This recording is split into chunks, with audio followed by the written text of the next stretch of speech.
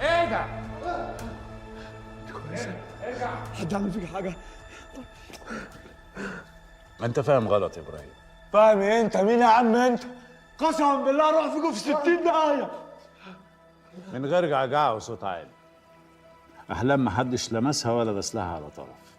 بالعكس، لما عرفت ان هي تعبانه رحت جبت لها حقنه مسكن واديتها لها، وفي اقل من دقيقه بقت كويسه. صح يا احلام؟ حد دسلك على طرف؟ محدش لمسني يا هيم، بس اخدوا العده بتاعتي. استنى يا احلام، اتكلم معايا انا يا عم انت. عم اسمه الدكتور فوزي. بس يا هقول لك يا عم،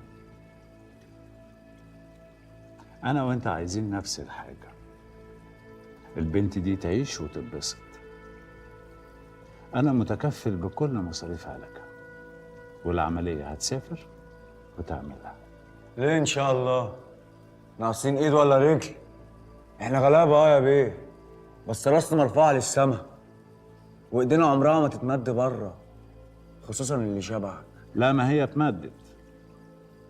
انا كنت قاعد في المستشفى بتاعتي في حالي وانت جبتها وجيت لحد عندي، شفتها قلت اساعدها. مستشفى؟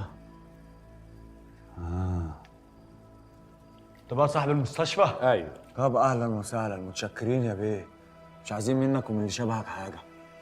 انا هاخدها ونطلع بره دلوقتي، واللي هيفكر يقرب هرشق البتاعه دي في بطنه. وصلت؟ لا، ما حدش هيقرب لك، ده كان سوء تفاهم. حلو قوي، يبقى وصلت كده، احنا فاهمين بعض. اكيد فاهمين بعض، ما احنا الاتنين لينا نفس الغرض. اتنين ايه وغرض؟ انت مجنون يا عم انت؟ ولا استاد القاهره اللي انت قاعد فيه ده لحس لك دماغك، ولا دي ايه بالظبط؟ لا، ده اخوك جايبها من تحت قوي. يعني ابص اللي قدامي اعرف في جيبه كام، وانت شكلك على الابيض. طب يا اللي من تحت، انا على الابيض عادي، اللي شبهنا كتير، احنا في كل حته. بس انت يا بيه حظك وحش قوي، عشان وقعت في واحد خسر كل حاجه. يعني الحياه دي عنده رخيصه، رخيصه قوي، ولو فكرت تهوب ناحيته او ناحيه عرضه هيشقك نصين. يعني انت الحياة عندك رخيصة؟ مظبوط. وحياة أحلام عندك رخيصة؟ كده ما تقولهاش تفاصيل حالتها؟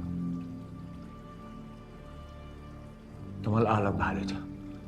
أنا بقى مش زيك، قلت لها كل تفاصيل حالتها. أحلام معايا هتعيش، معاك هتموت، اختار.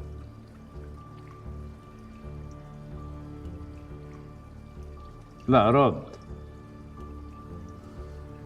انا هعيش مع هيما لاخر نفس. اديك سمعت يا بيه، انت هتجيب العده وهتحرق الملف، مش عايزين نشوف وشك تاني.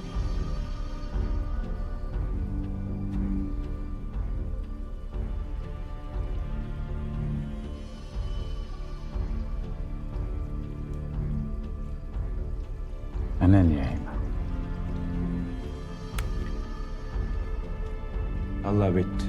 وسع كده. وسع يا عم.